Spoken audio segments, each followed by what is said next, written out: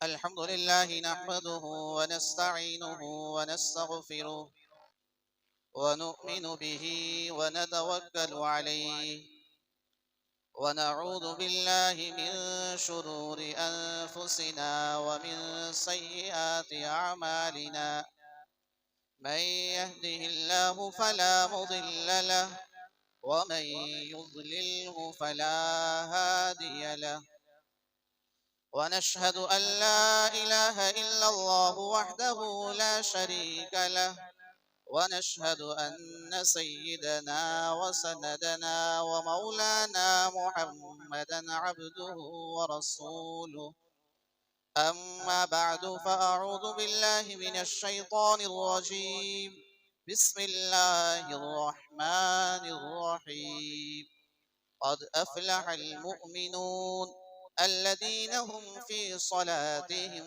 خاشعون وقال تبارك وتعالى في موضع آخر يا أيها الذين آمنوا استعينوا بالصبر والصلاة إن الله مع الصابرين وقال النبي صلى الله عليه وسلم في رواية مباركة الصلاة نور أو كما قال رسول الله صلى الله عليه वसल्लम।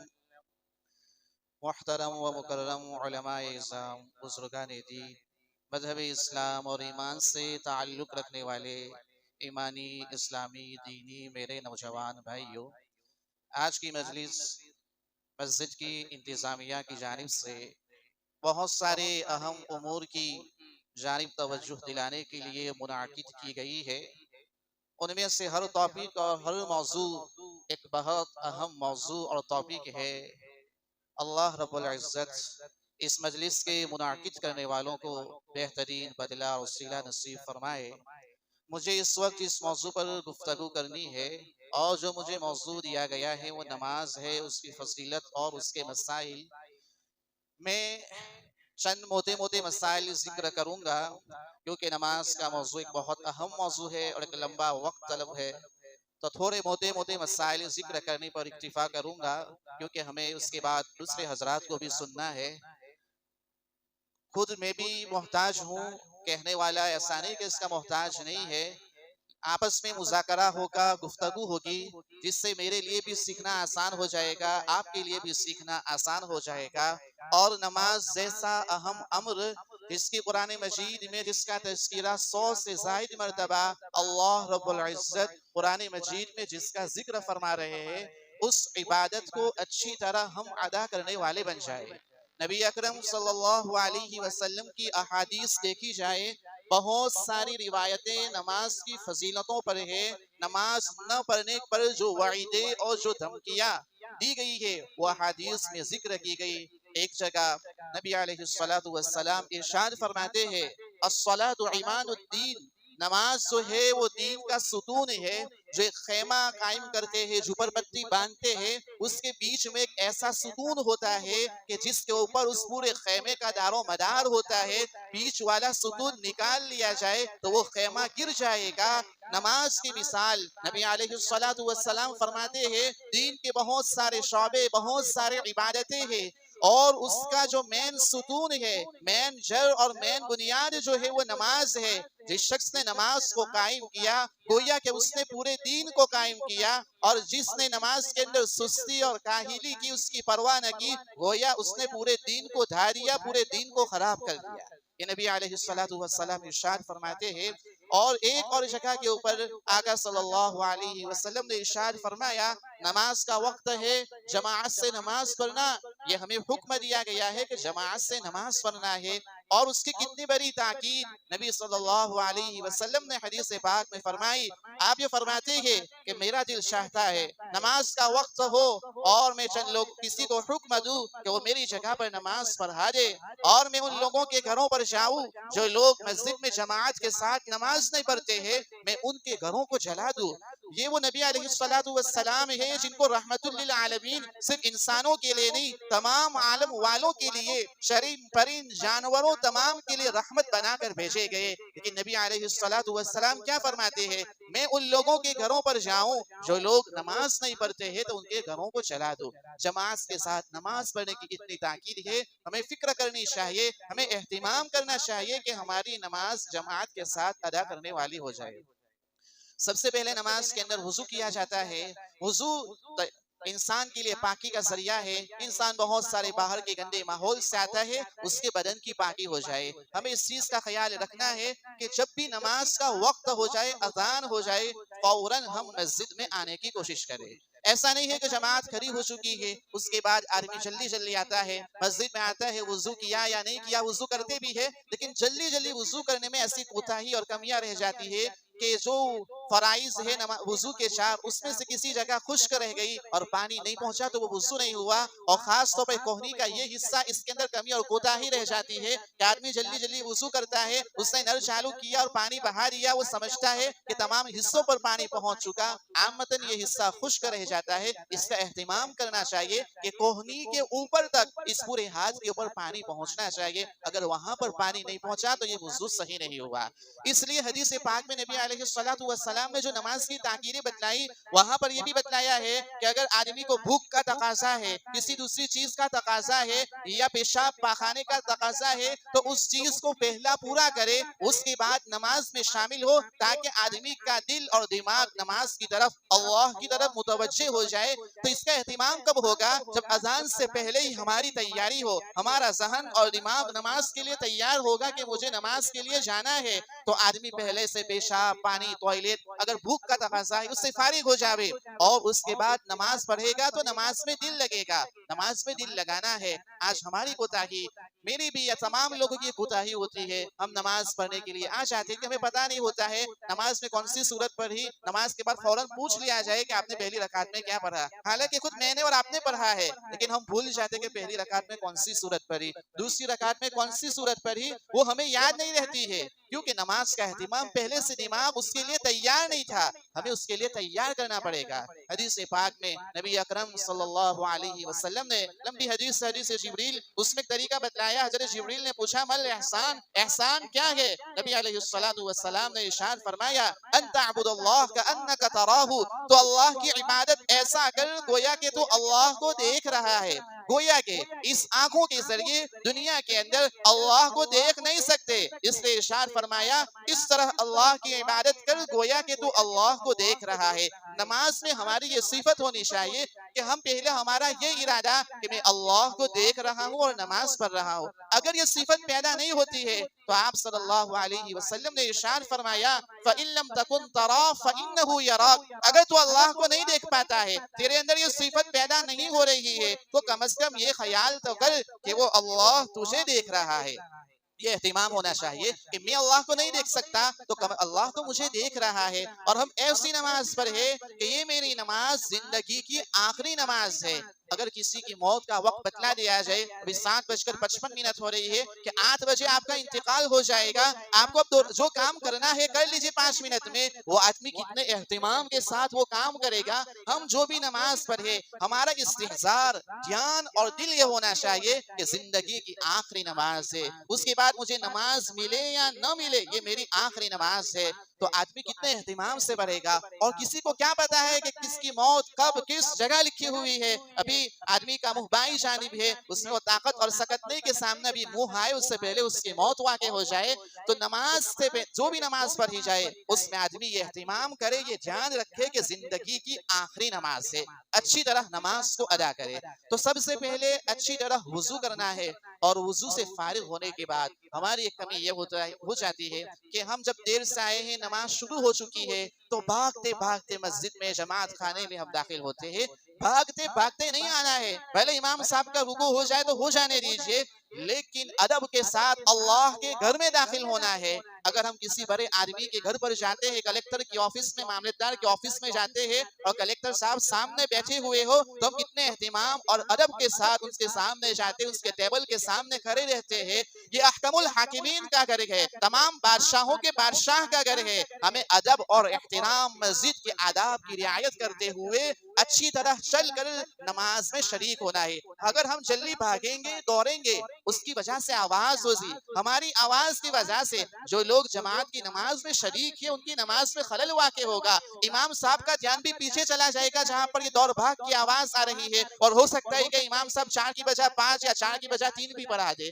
तो ये हमारी गलती ना हो जाए, हम इसका एहतिमाम करें अदब और एहतिराम के साथ। दरवाजा भी अच्छी तरह खोला जाए, दरवाजा जल्दी खोलने बंद करने में आवाज न करे ताकि नमाज में खलल वाक़े न हो। इसके बाद जब हम नमाज में शिरकत के लिए आ जाए, तो एक तो ये होता है कि कभी इमाम साहब रुकू में है और हम जल्दी भागते भागते आते हैं, अल्लाहु अकबर बोला या नहीं बोला, अगर बोला भी है तो एक ही मर्तबा अल्लाहु अकबर कहकर डायरेक्ट रुकू में चले गए, इससे नमाज नहीं होगी।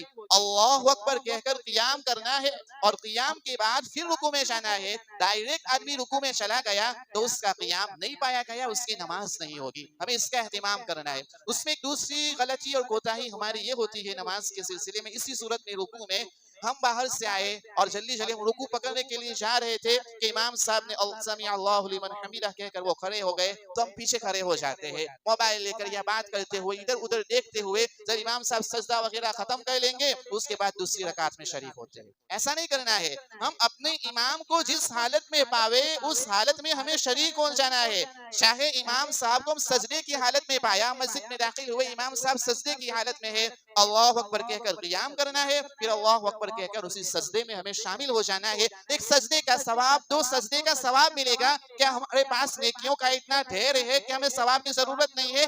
भले वो रकात शुमार नहीं होगी, दूसरी रकात से वो हमारी पहली रकात होगी, 1-2 जो भी मिल जाएगी, लेकिन 2 सजदे, 1 सजदा हमें मिल गया तो उसका सवाब मिलेगा, सवाब से महरूमी नहीं है।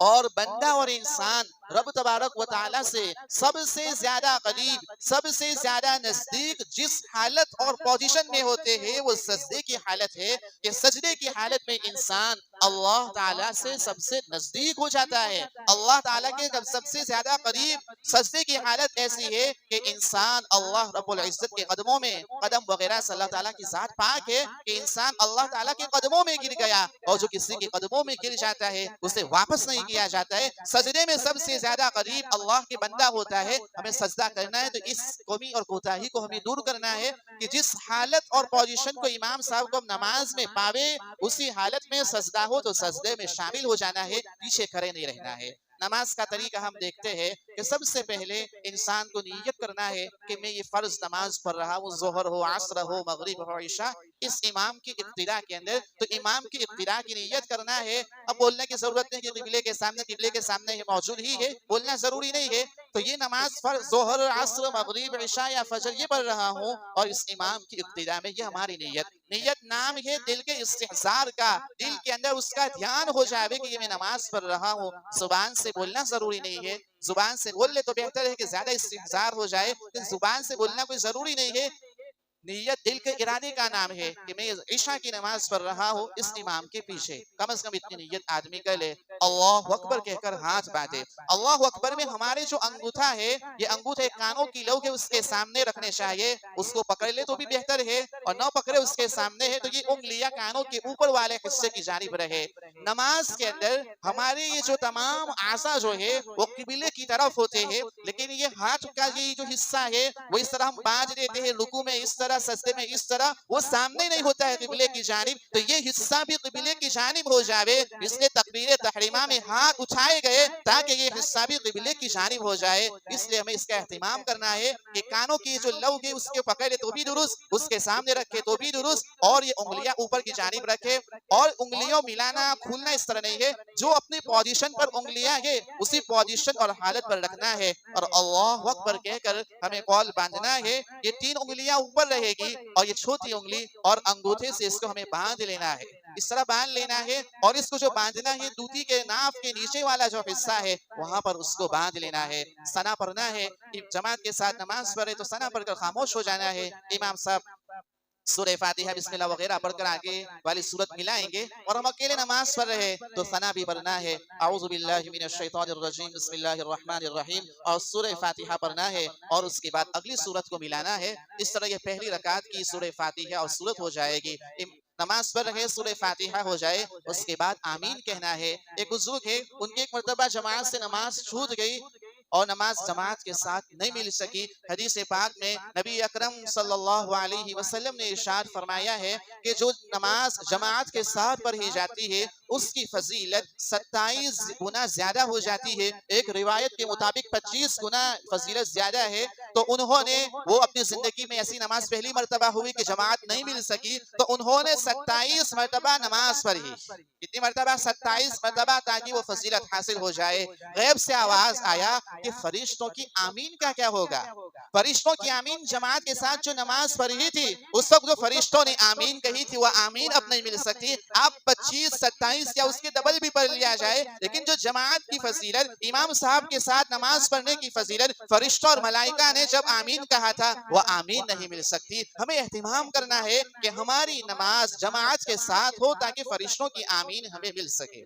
पहली रकात चल रही है, उसके बाद रुकू किया जाएगा। रुकू के अंदर इमाम साहब अल्लाहु अकबर कहे तो हमें अल्लाहु अकबर कहकर रुकू में जाना है। उंगलियों को अपनी पोजीशन के ऊपर थोड़ी खुली हुई रखे, बंद बिल्कुल नहीं करना है, अपनी पोजीशन के ऊपर रखे। और रुकू के अंदर हमारा ये जो कमर वाला हिस्सा है और हमारा ये सर वाला हिस्सा है बिल्कुल सीधा हो जाए। ऐसा नहीं कि हमारा सर आगे की तरफ या बहुत ज्यादा नीचे झुका हुआ है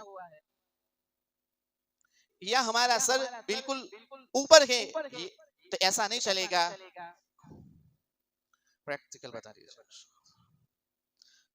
पहले सबसे पहले तो अल्लाहु अकबर कहकर हमें नमाज शुरू करना है। कान बिल्कुल इस तरह पीछे भी हाथ नहीं ले जाना है, बिल्कुल आगे भी हाथ नहीं ले जाना है, अपनी पोजीशन के ऊपर हाथ रखना है और अल्लाहु अकबर कहकर हमें नमाज शुरू करना है। नमाज शुरू करने में 3 उंगलियां ऊपर रहेगी और छोटी उंगली और अंगूठे के जरिए हमें उससे बांध लेना है। हमारी जो निगाह है वो निगाह सजदे की जो जगह है उसके ऊपर रहे, हमारा ध्यान उसकी वजह से नमाज में रहेगा। हमारी निगाह उधर चली गई, आगे चली गई तो नमाज से आदमी का ध्यान हट जाएगा। इसलिए नबी अलैहिस्सलातु वस्सलाम ने इसकी जगह भी बतला दी कि नमाज के अंदर आदमी की निगाह क़ियाम की हालत में जब है तो सजदा जिस जगह पर हो रहा है उस जगह पर उसकी निगाह रहे तो ध्यान उसका नमाज में रहेगा। उसके बाद सना पढ़ी जाएगी। इमाम साहब औज़ु बिल्लाह बिस्मिल्लाह सूरह फातिहा पढ़ेंगे और उनकी सूरह फातिहा जो नमाज में जोर से किरात की जाती है सूरह फातिहा हो जाए, उसके बाद हमें आमीन कहना है, फिर सूरत होगी और रुकू करना है। रुकू के अंदर हमें ये ध्यान रखना है कि हमें रुकू में जाना है तो पिछला वाला हिस्सा, कमर का हिस्सा और ये हमारा सर और ये पीछे वाला हिस्सा बराबर रहे। और रुकू के अंदर उंगलियां न बस ज्यादा खुली हुई न बहुत ज्यादा मिली हुई, बल्कि अपनी पोजीशन के ऊपर उंगलियों को छोड़ दिया जाए। और रुकू के अंदर हमें पाँव के ऊपर देखना है, ये दूसरी जगह। क़ियाम है तो हमें सजदे की जगह पर देखना है और रुकू है तो रुकू के अंदर पाँव के ऊपर हमें देखना है। तो इसकी वजह ये नबी अलैहिस्सलातु वस्सलाम ने हदीस में बतलाया और उसकी वजह ये कि इससे आदमी का ध्यान बिल्कुल नमाज में रहेगा, नमाज से इधर उधर भटकेगा नहीं। ये आदमी का रुकू हो गया और रुकू के बाद आदमी को सजदा करना है तो सजदे के अंदर भी उसके बाद इमाम साहब समी अल्लाहु लिमन हमीदा कहेंगे। उसके बाद हमें रब्बना लकल हम्द या रब्बना वलकल हम्द कहना है। और समी अल्लाहु लिमन हमीदा कहने के बाद आदमी को फौरन सजदे में नहीं चले जाना है, बल्कि उतनी मिकदार खड़ा रहे कि इंसान के तमाम आज़ा सीधे हो जावे और उसकी कम अज कम मिकदार एक मर्तबा सुबहान रब्बियल अज़ीम पढ़ा जाए, इतनी मिकदार आदमी खड़ा रहे। ऐसा नहीं कि अभी रुकू से उठा और फौरन छलांग मारकर सजदे में चला गया। तो ये नमाज के अंदर एक वाजिबात में तादील अरकान सही सही और आहिस्ता आदाब की रियायत करते हुए हर रुकन को अदा करना है, ये तादील अरकान है। तो इस तरह उसके बाद सजदे में जाना है। सजदा में इस तरह करूंगा, पीछे वालों को नहीं, क्योंकि यहाँ से दिखला देता हूँ कि ये जो हमारा दाहिना पाँव है, इस दाहिने पाँव की उंगलियों को खड़े रखना है और इस तरह हमारा पाँव खड़ा रहेगा। पाँव को इस तरह बिछा देना ये गलत है। पाँव दाहिना पाँव हमारा खड़ा रहेगा, उंगलियों के ऊपर खड़ा रहेगा और बायां पाँव जो है उसको बिछाकर उस पर बैठना है। बायां पाँव बिछाकर उस पर बैठ जाना है और दाहिने हाथ की ये जो उंगलियां है, दाहिने पाँव की जो उंगलियां है, इन पाँव की उंगलियों पर खड़ा रखना है दाहिना पाँव। हमारी गलती हो जाती है कि हम दाहिने पाँव को इस तरह या उस तरह बिछा देते हैं, ये गलत है। तो बैठने का जो तरीका है इसमें दाहिने पाँव की उंगलियां खड़ी रखी जाए और हम उसको खड़ा रखा जाएगा, बायां पाँव बिछा दिया जाएगा, उस पर बैठना है। फिर दो सजदों के दरमियान भी यही है कि एक सजदा किया, उसके बाद हम खड़े हुए, तो खड़े होने के बाद फौरन छलांग लगाकर दूसरा सजदा नहीं करना है, बल्कि एक सजदे के बाद हम इत्मीनान से बैठे, इस मिकदार में सुबहान रब्बियल अज़ीम एक मर्तबा पढ़ सकते हैं, इतने मिकदार इत्मीनान से बैठ जावे, उसके बाद दूसरा सजदा करना है। इस तरह ये हमारी एक रकात खत्म हो जाएगी। नमाज के अंदर जिन चीजों का हमें ख्याल रखना है, नमाज की जाहिरी शक्लो सूरत दुरुस्त हो जावे। दूसरी चीज, नमाज के अंदर पढ़ने वाली चीजें हमारी सही हो जावे।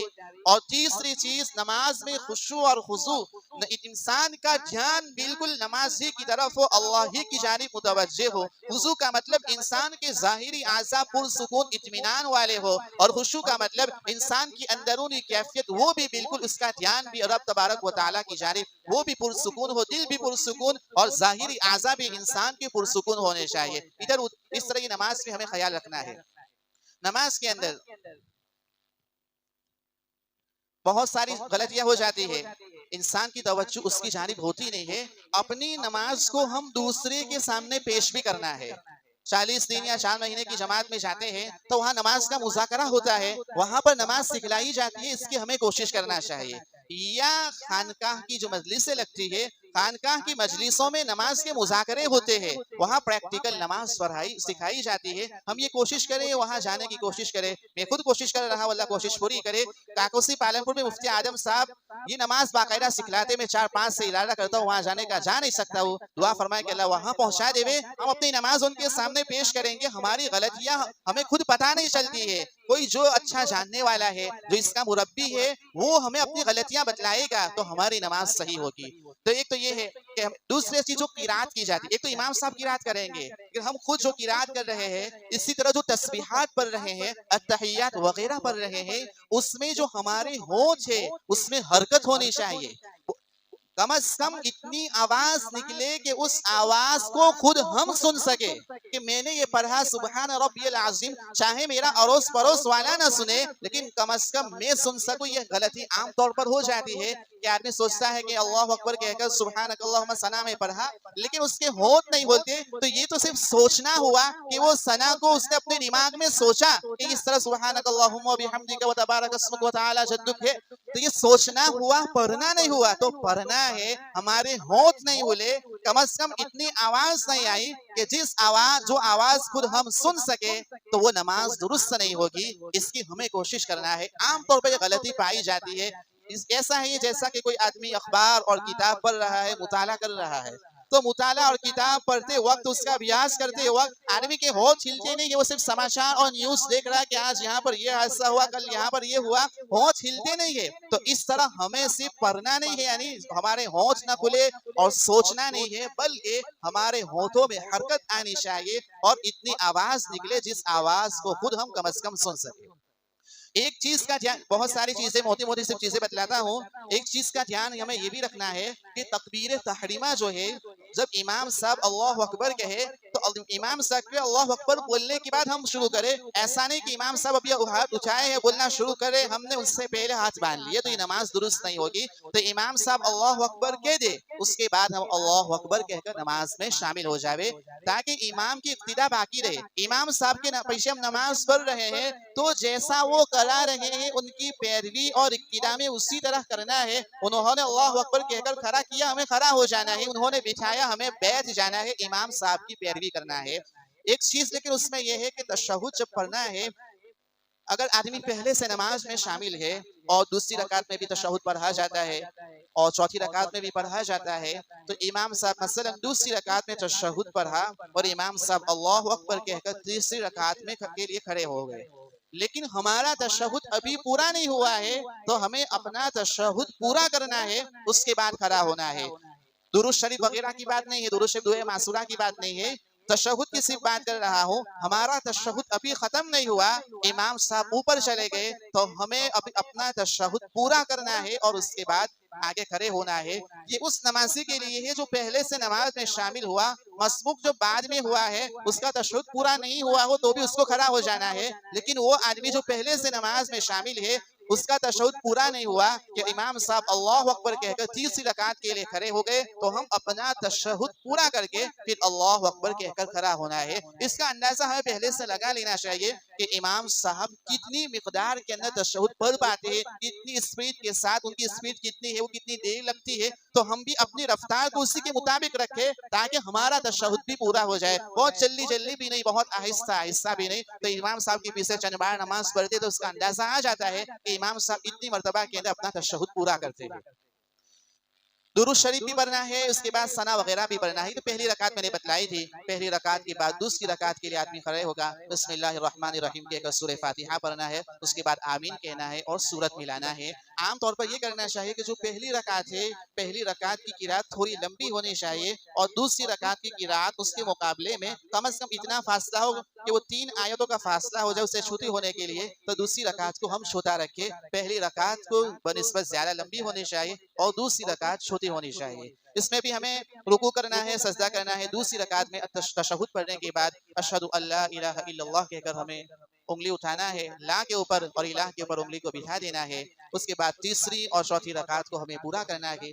नमाज के ये मोटे मोटे मसाइल आपके सामने पेश किए गए। अल्लाह रब्बुल इज्जत हम तमाम को नमाज का एहतिमाम करने वाला बनाए। नबी अलैहिस्सलातु वस्सलाम की जो सुन्नतें नमाज के अंदर है, उन सुन्नतों के ऊपर अमल करने वाला बनाए। आखिर एक दो बात कहकर बात को खत्म करता हूँ। मेरे और आपके आका जनाब मोहम्मद रसूलुल्लाह सल्लल्लाहु अलैहि वसल्लम की आखिरी हालत है, मरजुल वफात की हालत है। हज़रत आयशा रज़ियल्लाहु अन्हा से किसी सहाबी ने पूछा कि नबी अलैहिस्सलातु वस्सलाम का आखिरी मामूल क्या था। हज़रत आयशा रज़ियल्लाहु अन्हा फरमाती है, नमाज इशा का वक्त हुआ और सहाबा किराम रज़ियल्लाहु अन्हुम नमाज के लिए जमा हो गए।